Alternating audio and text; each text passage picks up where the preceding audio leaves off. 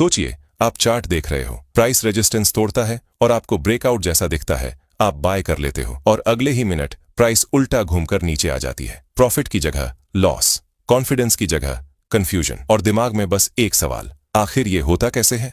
दोस्तों, ये है फेक ब्रेकआउट, मार्केट का सबसे बड़ा ट्रैप जिसमें हर नया ट्रेडर और कई बार एक्सपीरियंस ट्रेडर भी फंस जाता है। लेकिन आज की वीडियो में आप फेक ब्रेकआउट को पहचानना ही नहीं, उसे अवॉइड भी करना सीख जाओगे। और हाँ, इस वीडियो के बाद ब्रेकआउट आपका दुश्मन नहीं, आपका सबसे बड़ा वेपन बन जाएगा। तो चलिए शुरू करते हैं। सबसे पहले समझते हैं ब्रेकआउट क्या होता है।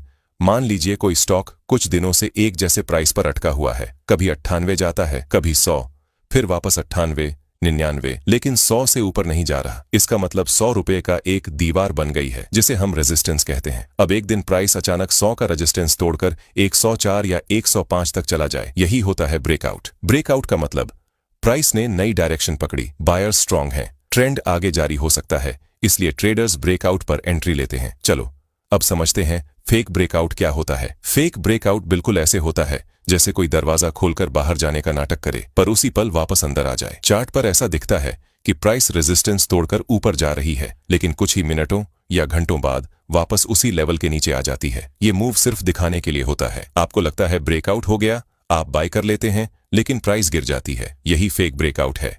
जैसे ट्रेडर ए है जो बहुत समय से इस रेसिस्टेंस के टूटने का इंतजार कर रहा था, तभी प्राइस ऊपर जाता है, जिससे ट्रेडर ए इस रेसिस्टेंस के टूटते ही ट्रेड में एंट्री ले लेता है।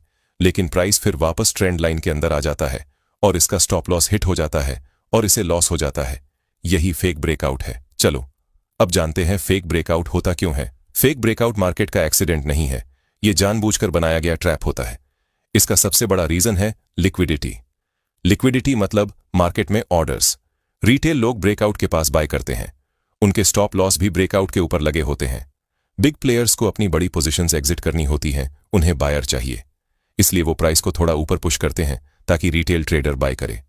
रिटेल ट्रेडर बाय करता है तो मार्केट को लिक्विडिटी मिलती है, वहीं पर बिग प्लेयर सेल करते हैं और प्राइस गिरता है, रिटेल फंसता है, बिग प्लेयर प्रॉफिट करता है। क्योंकि आपको पता होगा कि स्टॉक मार्केट में बायर और सेलर दोनों का होना जरूरी है।